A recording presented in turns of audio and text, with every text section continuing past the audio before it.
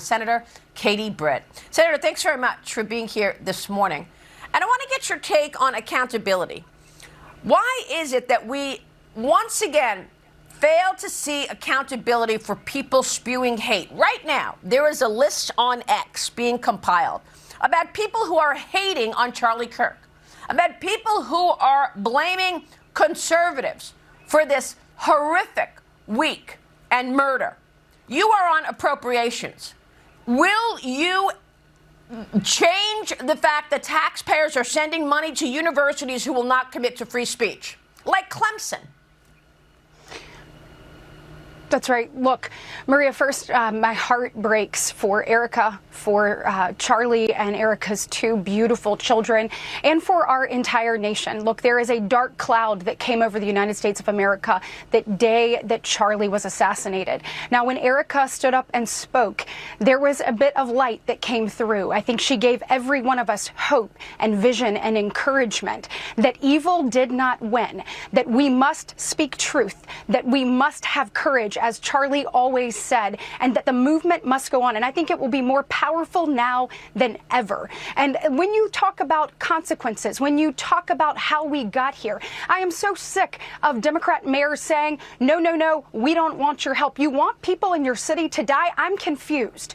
You should take heed that President Trump is willing to be a partner to make sure that lives in your communities are safe, that people can live their American dream within your community, within your city. We should be working together. This is not about politics. The safety of our citizens should come first. And I commend Memphis and Tennessee for standing alongside President Trump and putting their citizens first. And then when you talk about what's happening online, Maria, it is absolutely disgusting. The rhetoric that led us to this moment, calling President Trump a fascist, calling him Hitler, you had news organizations and mainstream media celebrating that, allowing those things to take place and be said on their networks. Right. That is dangerous. When you look at that, when you look at where we are, when you look at how we got here, now people that are celebrating Charlie's murder, celebrating a political assassination, that should never happen in the United States of America. And Maria, we must do more. We must stand firm, and there must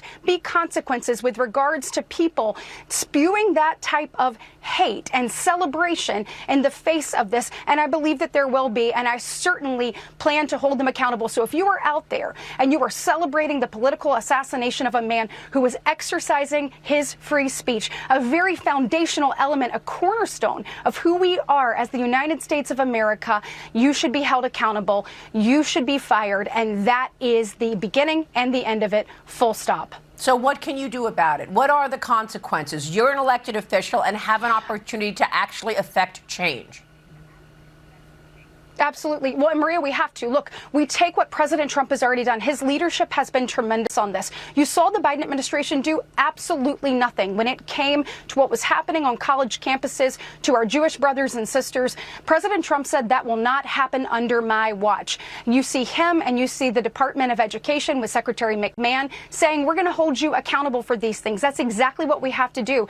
In appropriations hearings, we've got to ask those questions. We've got to make sure that free speech is held and also this hate speech is gone. So we will absolutely do that. I am committed to that, Maria. We're going to continue to push forward this vision that Charlie had for America of young people coming together, standing up, using their voice and having the courage to make things better. We'll make sure that that continues, and we'll make sure that people who are trying, because you do realize this, Maria, when they're celebrating his death online, not only is that sick and twisted and dehumanizing, but what they're also saying, particularly on these college campuses to all of these students, is they're saying, silence your voice. They are essentially saying, Maria, that if you don't think like me, then I believe that you should, that we could take your life and that should be celebrated. And that is sick and twisted. And we must stand up in a unifying way as Americans and say, we will not tolerate that. Senator, is there anything you want to say about the coming 2 weeks, as, of course, your priorities will also shift toward funding the government? Should we expect a shutdown? You know, Maria, look, I think what we should expect is us to do our job. Unfortunately, what we've seen from Senator Schumer is that he is incapable of putting what is best for America first. He literally has been no-show Schumer. As we worked through different things last week, he was holed up in his office because he is afraid of his own shadow and afraid of who might actually challenge him coming forward. He's putting that and politics in front of what's best for America, and I don't see that changing when it comes to Senator Schumer. And we've seen that with the nominations process, by the way. I know you're trying to get the president's nominees Absolutely. across the finish line. Senator, thank you. We'll be watching your work. Senator We're going to get them through. Britt.